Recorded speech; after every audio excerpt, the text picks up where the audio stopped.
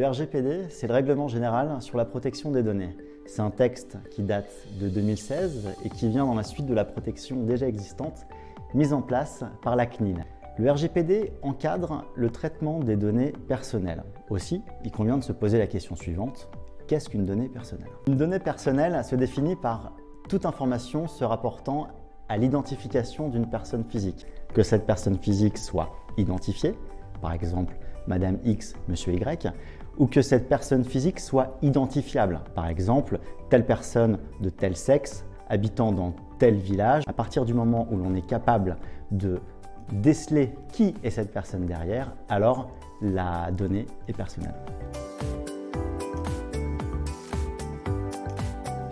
Un traitement de données personnelles, c'est le fait de collecter, de conserver, d'adapter, d'intégrer ou de transmettre des données.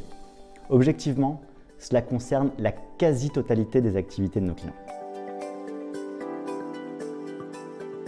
Comment se mettre en conformité? Sans m'attarder sur la possibilité de faire réaliser un audit de sa société, il convient en tout état de cause de respecter certaines bases.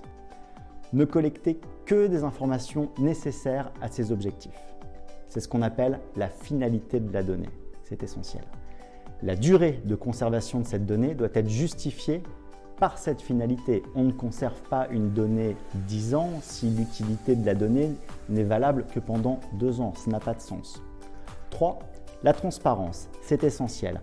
C'est cette finalité justement qu'il faut justement faire connaître, indiquer aux personnes concernées. À partir de là, et c'est le point 4, ces personnes concernées pourront exercer le droit de voir leurs données supprimées. Enfin, cinquièmement, les données doivent être conservées en Europe et il convient de s'assurer de leur sécurité.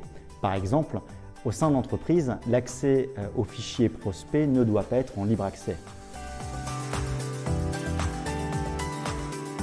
Cette mise en conformité, c'est le travail du juriste, des avocats que nous sommes.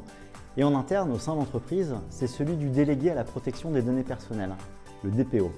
C'est lui qui tient un registre, c'est lui qui est le référent vis-à-vis des instances de contrôle, la CNIL, et qui fait le lien entre les entreprises et la personne concernée.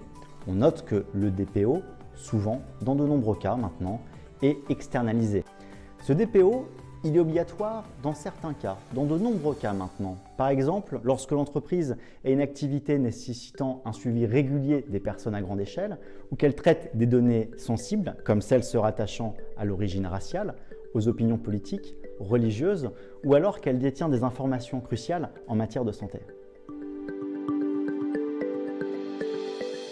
Oui, des sanctions, il y en a. Et elles tombent en ce moment, elles tombent beaucoup.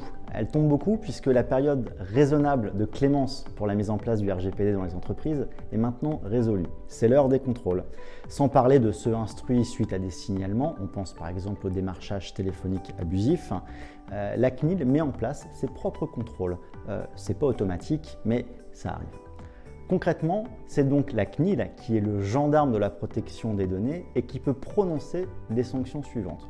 Du rappel à l'ordre, enjoindre les entreprises de mettre le traitement de leurs données en conformité, y compris sous astreinte, limiter temporairement ou définitivement le traitement des données, ce qui peut paralyser l'entreprise, ordonner de satisfaire aux demandes d'exercice des droits des personnes, y compris sous astreinte, et enfin, la CNIL peut prononcer des amendes administratives. Et ces amendes administratives, elles peuvent être réellement importantes.